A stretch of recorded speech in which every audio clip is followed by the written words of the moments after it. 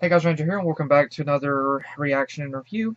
And this is to the new Mickey short that is out. Apparently this one just came out yesterday.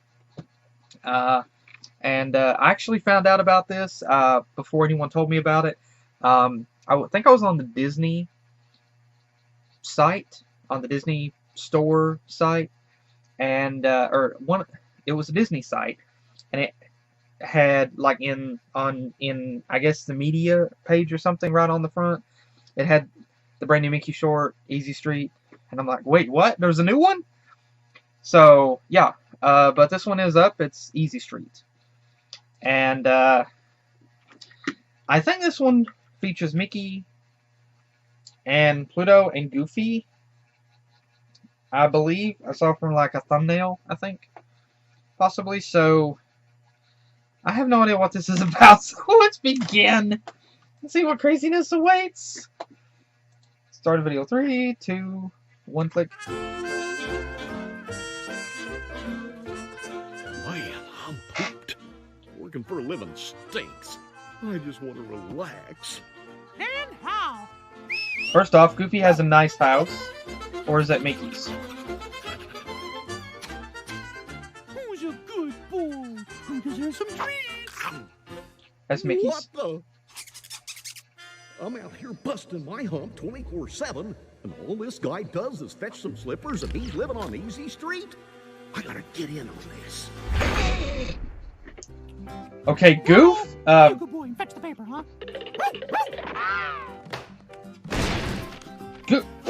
Blah. Thanks, Goofy. Why, you deserve a treat. Yeah, gimme. Hey, let's go to the park. Oh, man! How great is this? Now we're both living on Easy Street! Fetch, boy. Goofy? Good boy. Interesting play on the concept of Goofy being a dog. 90s hip-hop?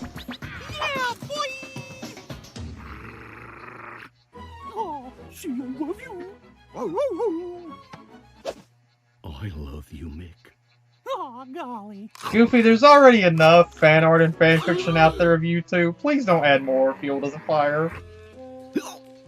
Easy Street. Ooh, 2 slippers coming up! Don't worry, Mick, I'll find them!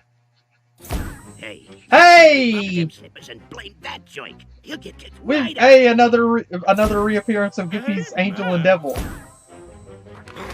Interesting. We haven't seen that in a long time. How could you? You stay out there and think about what you've done. And of course it rains because logic.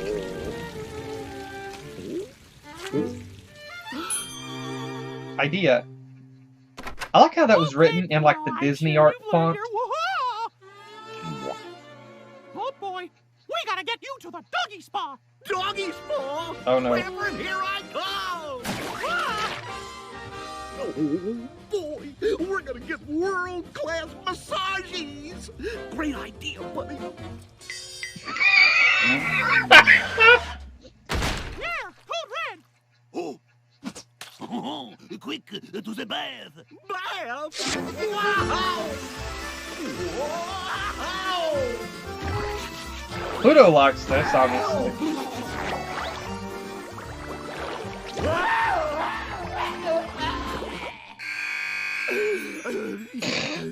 Time for the deworming. What? Not for worms! Living on Easy Street ain't worth all this! I'm out of here! Guess he won't get his treat. Who's my good boy? Who's my good boy? Okay, I have some questions. I have some questions right now, okay? Okay, first off, there was kind of a dual dynamic, a kind of a dual setup here, first off. On one hand, you had Pluto, who tried to make it look like Goofy was kind of the bad guy in a way, so that Pluto would still be in the green pretty much.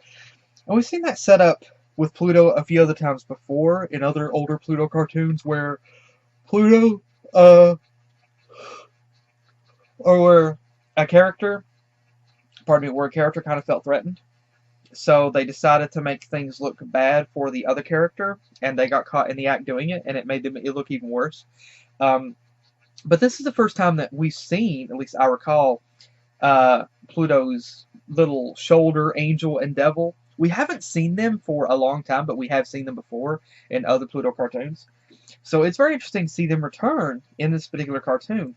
But, again, Pluto wanted to try to get his home back, and this did not end like your traditional, classic Pluto short. This ended on a very different note. Normally, the concept would be about Pluto learning about acceptance. One such cartoon, I can't remember if it was a Pluto cartoon or not, but there was a cartoon.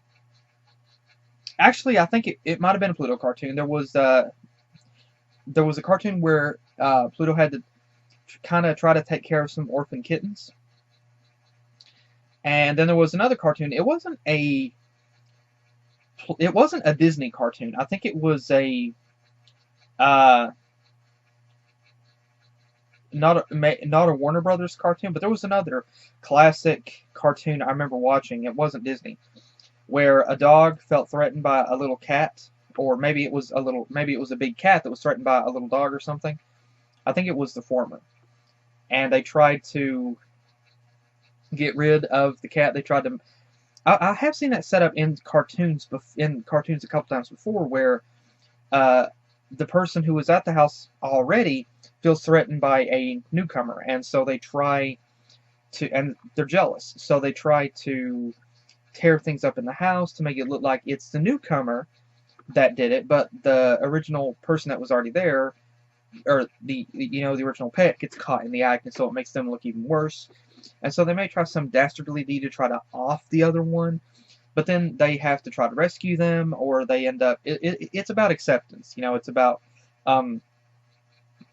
about acceptance and kind of learning to to work together and share.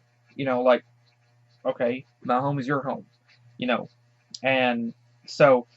But this ended differently than that. This did not end like that. Instead, Pluto did in fact get his way. Pluto did in fact get his way at the end of this. This is the first time that I've actually seen this happen that I recall, but Pluto actually got his way at the end of this, with Goofy deciding that this whole dog gimmick was not for him, so he completely abandons it. And Pluto is left just totally fine and dandy, because now he's got his home back. He's got his life back without Goofy intruding or stepping in on his territory. This is an interesting twist, honestly, because most of the time a cartoon of this nature would end with, like I said, with the other character, like Pluto, learning to kind of adapt or accept. This time, no. Pluto legit decided to put Goofy through heck and to break him, and Goofy broke. Then Pluto was like, alright, you couldn't handle it. And he was totally fine at the end because he got his way. This is a very interesting twist, and honestly, I like it because it's a break from the traditional things it's a break from the traditional ways which I'm used to seeing with these kinds of cartoons. So I'm not certain if the writer of this particular short, did research, watch the other cartoons, not just Disney, but like I said, a few other cartoons, and said, I want to do something different with this story. If they did, thank you. Thank you for doing something different. But again, it was hilarious, and it's really cool to see a break in that. The second story that was going on was the concept that Goofy was tired. He was tired of. He made the remark, "Working for a living is tough." Really? Yeah, how you think that a lot of us don't know that? However, Goofy makes the mention, I'm breaking my back 24/7, Yeah, I'm pretty sure Goofy's not working 24/7. Because if you're working that many hours, you're not going to be able to last very long. So, Goofy's tired, yes, but that, I have to say, is probably an exaggeration. Because even people that has worked 12 and 16-hour shifts before, now I have heard of people working a 24-hour shift before, but I think that most, I'm not completely certain. If anybody knows more about this, please feel free to tell me. But um, I think that there are, or were rather, more rules put into play with some companies, with some organizations and companies, that prevents them from working, even if they go into overtime, that prevents them from working so many hours, because it risks exhaustion and like injury to the employee, um, and could risk a danger to other people, especially if it involves them operating machinery or something like that. Um, but Goofy makes a remark. He's working that many hours, or he's working 24/7. Yeah, if you're not, yeah, you can't be working 24/7. You can't honestly work all those days a week, all the time, and not get any days off. I'm pretty sure that the company would be in trouble for that kind of thing. Any company would probably be in trouble for that. But Goofy wants to take it easy, and he wants to decide to get a sweet deal on life and live on Easy Street and take it easy. So he sees Pluto living the easy life and decides, you know what? I'm a dog. I'm going to get in on this. Which is interesting. This honestly is interesting because it totally takes advantage of the whole Goofy is a dog thing. It takes full advantage of that, of Goofy being a dog. And there's been plenty of jokes before about Goofy being a dog. If Goofy's a dog, why would he walk Pluto, who is a dog? You know, cartoon logic. But here, Goofy is just, he's being a natural dog here. What confuses me about this is the fact that Mickey is just so accepting about this. He's not even bothering to question why one of his friends is suddenly bringing him the paper for dog treats. If anyone ever did that to me in real life, I would have to question their sanity. I would have to hold my hands up and ask them, how many fingers am I holding up? I would have to draw a line on the concrete or in the dirt and ask them to walk it in a straight line. And then I would have to question them, what is 2 and 2? If they actually answered all that right, then I would ask them, what the heck are they doing? But Mickey's just so accepting, he's just rolling with it. I don't know if he's just seen so much stuff in his life that he doesn't question anything anymore, or what. But I love the fact that they did take advantage of that. And Pluto comes in, of course, and sees it. And Pluto is just like, okay, what the freak? What the heck is going on here? Now, you could easily say that Pluto is just upset, that Pluto is just kind of upset at Goofy here because he thinks that Goofy is, because, you know, here's another dog who's trying to step in on his territory. But I also think that there's a possibility that Pluto is also kind of curious, like wondering, okay, Goofy's finally, like, Pluto has known Goofy a long time. I'm pretty sure that Pluto is even questioning, alright, the goof has finally went goofy. But we did see the dynamic, like I said, we get the return of Pluto's Angel and Devil characters, which hasn't been seen in a long, long time. And another interesting continuity that you see with them is kind of in their design. The Angel has like the very old style looking gown with the white, I don't know, pants or pantaloons. This is old. I mean, this is an old style here for this. And I think it's cool that they brought him back like that. That's really cool. I also think it's hilarious that normally the Angel's supposed to be the voice of reason, but at this point the Angel is just like, you know what, screw it. Listen to him for once. That's hilarious. Now, this does bring up a kind of an interesting thought if you really wanted to look at this from a deeper analytical perspective, which is kind of what I do. You could theorize that the concept of listening to one's angel and devil, it is a manifestation or a representation of one's conscious, with the devil side being like the evil side telling you to do something bad, and the angel being the moral side of you telling you to do something good. This could be a reference. It could now, of course, it's just a gag of the angel saying agree with the devil here, but you could also interpret it as being that someone, realistically, someone with lesser morals, or that someone with lesser morals is more prone, of course, to listen to the devil side of them, and thus they're not going to listen to their conscience, and so in their head, the angel is always going to tell them agree with the evil, or go with the other guy. And so you could theorize that this is a manifestation of that, and that Pluto is that this is not a real mental struggle between the good and bad side of his conscience, but instead he is mentally telling himself he's basically he's manifesting both sides, the evil and good, and both are agreeing with each other, telling him to do something bad.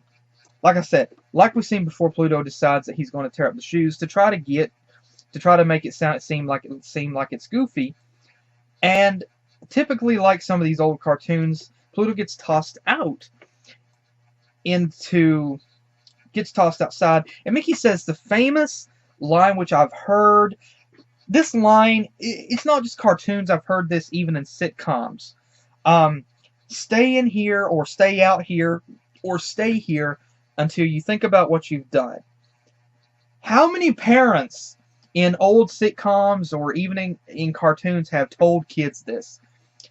I'm certain that in real life, parents at one point probably did tell kids this.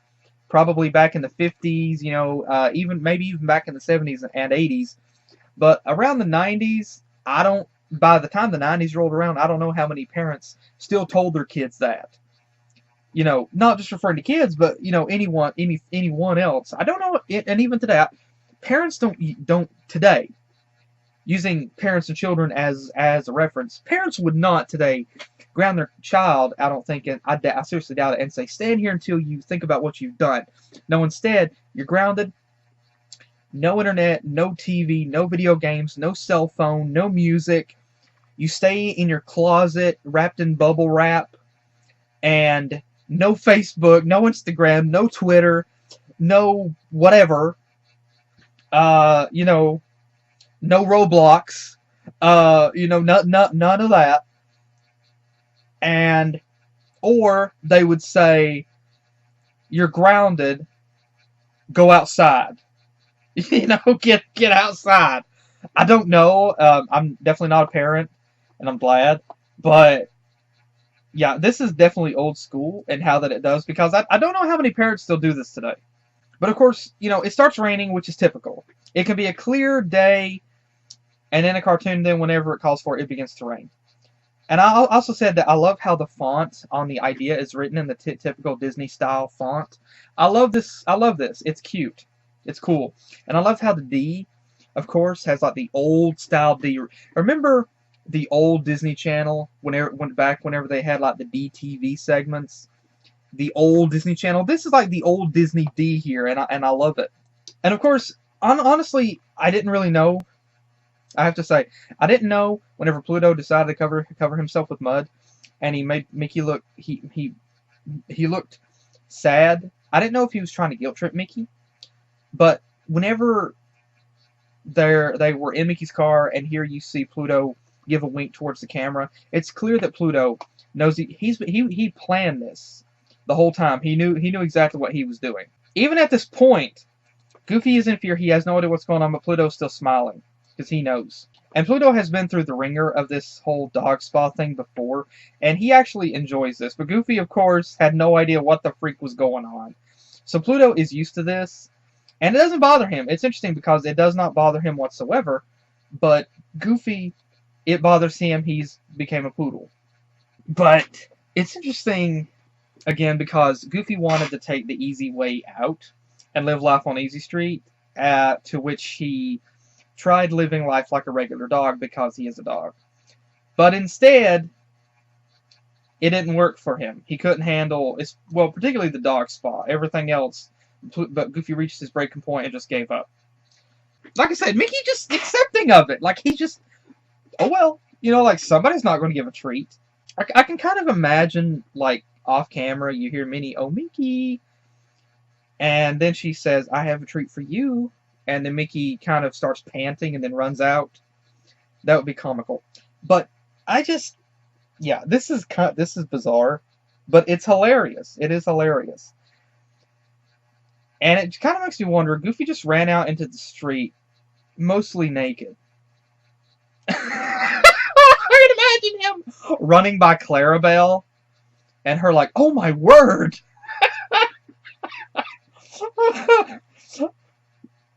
But, yeah, again, I have to say, Goofy made the mention about working. I don't recall seeing Goofy work anywhere. So, it wasn't, you know, said what he does. I know they specifically did not explain what Goofy's job was, so that it could be left up to different interpretation as to what he did.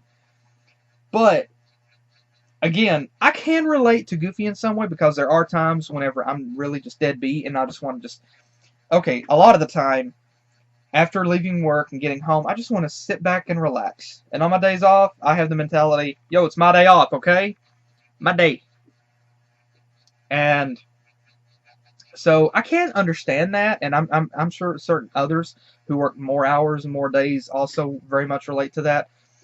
And this is kind of a bit of a play in a way, because I know that sometimes, I think every one of us at some point has thought that, you know, would life be easier if you could be a cat or a dog? You know, like how easy it is. You know, you eat, sleep, your owners play with you, they feed you, clean your litter pan, or, you know, change your newspapers or whatever, and that's all you have to worry about, you know. But yeah, I think that every one of us have imagined that before. I think in a way this could be interpreted. You know, you could take this as maybe a little reference to that. But Goofy couldn't handle, pardon me, completely being a dog. Well, a dog like Pluto, so he just completely abandoned it. And yeah, this was crazy. This was honestly crazy. It was a very bizarre cartoon, but definitely zany and very fun. Now, it's not my most favorite of the Mickey shorts, obviously. My favorite of the Mickey shorts are definitely the ones with Mickey and Minnie, but this is definitely a very zany cartoon. And there were a few other things that I noticed throughout the cartoon that I kind of wanted to make mention of as well. One thing was the kind of the inconsistency. Of course, here we have a very nice, humble-looking, simplistic, little cute house design for Mickey, which again, before we see Mickey living in an apartment, things like that. So it's inconsistent with the setting for where the mice live. But I get that they're trying, but I understand why they do it. It's because of, you know, it's because of the story. Because like with Yumi and Fifi, if Mickey hadn't went over to Minnie's house, then there could not have been a scene where Fifi was suddenly hanging out outside of the window on like a flagpole. There could not have been a scene like that. So I understand that they changed the setting around to fit the story. I mean, it's a cartoon; it works that way. But I have to say, I do love the simplistic design of it. And I gotta say, I do love the design on the wallpaper at Mickey's home and the lower wall trim. But I gotta say, even though I love it, I do think it's a bit too green. Like, don't get me wrong, I do love it, but I honestly, myself, if it were me, I would probably go, this is a kitchen, so, or maybe a dining room. So if this was a kitchen, I definitely would go with tile or hardwood floor. Personally, I'd go with the light colored laminate flooring, and I would personally go with maybe a light brown, like a wood laminate, like a wood wall molding or floor molding. But I would definitely go with white walls, simply because white walls are brighter and they brighten up the room. Blue would also be nice, you know, especially if it had like a beach vista appearance to it. I definitely would not personally I do like this, I do, and I love the details for the wallpaper. But like I said, I definitely would not, personally, if it were my home, I would not go with this. I would go with white, with all white, possibly, with maybe some texture, or like I said, a light sky blue would be nice. Something a bit brighter, more, colorful, something that is relaxing, easy on the eyes, because, dark colors can sometimes not lift your spirits. Intense colors, they're not really upsetting, they're intense. Blue is a light blue, soft blue. It's a relaxing color, and so I would personally go with either white or blue. And like I said, hip hop, rap.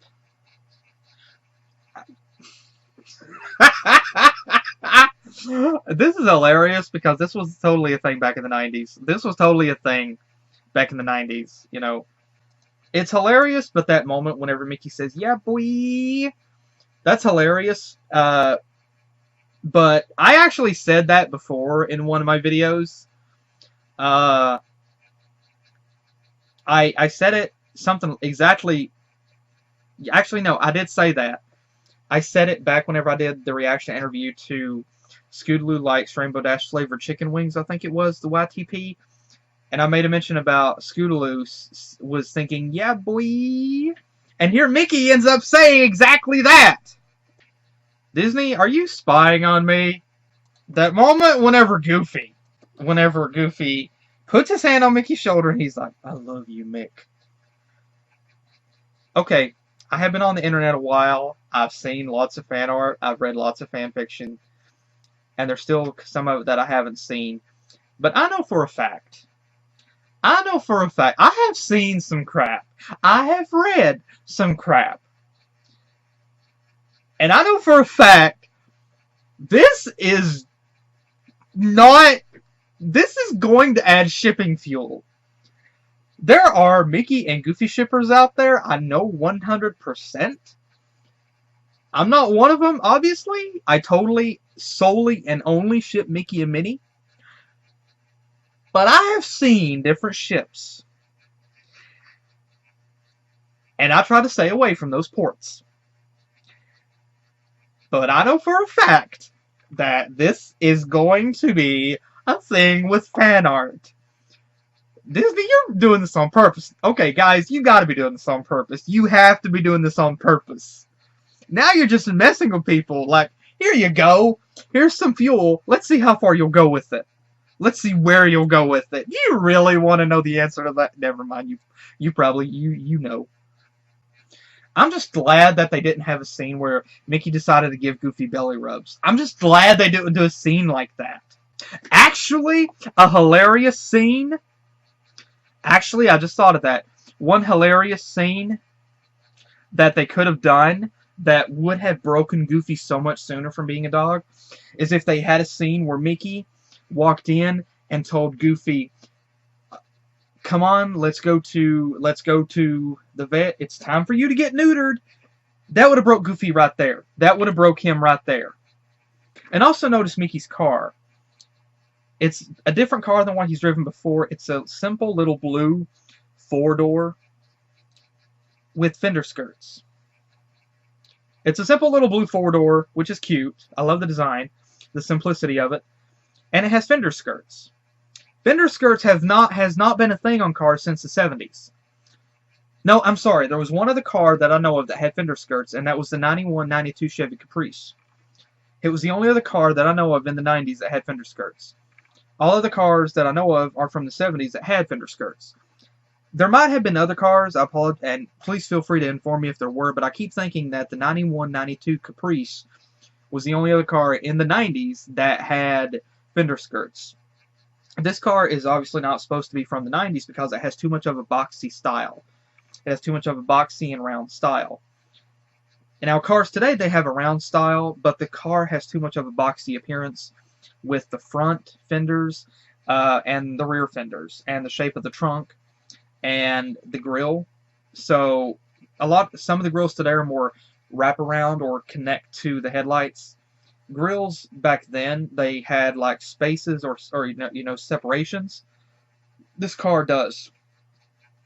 And cars back in the 70s, they were more you know, the headlights more faced straight onward, they were squared off. But by the time that the 90s rolled around, they were more rounded. And so this car could be definitely something from the 70s, or it could be a mix of 50s, 60s, and 70s with a bit of 80s. But it's got a fender skirt, and I haven't seen cars, apart from the Caprice, and this is not a Caprice. But I haven't seen cars with fender skirts since the 70s, so this, yeah, just going to say it could be something from the 70s. But yeah, this was a very, very zany cartoon. Very weird, but fun. I gotta say, it was fun. Some nice continuity and references to past Pluto cartoons as well. And I am not going to look up and see what fan art people would create from this. I'm probably going to see it anyway, but I'm not purposefully going to look it up. But yeah, this was definitely a zany cartoon. It was crazy, but that's what made it so good. That's what made it so hilarious. So again, to everybody that worked on this cartoon, thank you all so much. I don't know what you're on. I want some of it. I don't know what you've been smoking, but I want some of it. But thank you all. Thank you to everybody that worked on this cartoon. Thank you guys so much. Thank you all. And please keep them coming, Disney. And thanks again for joining me. Hope you guys enjoyed, and hopefully I will see you guys in the next video that I do. Take care.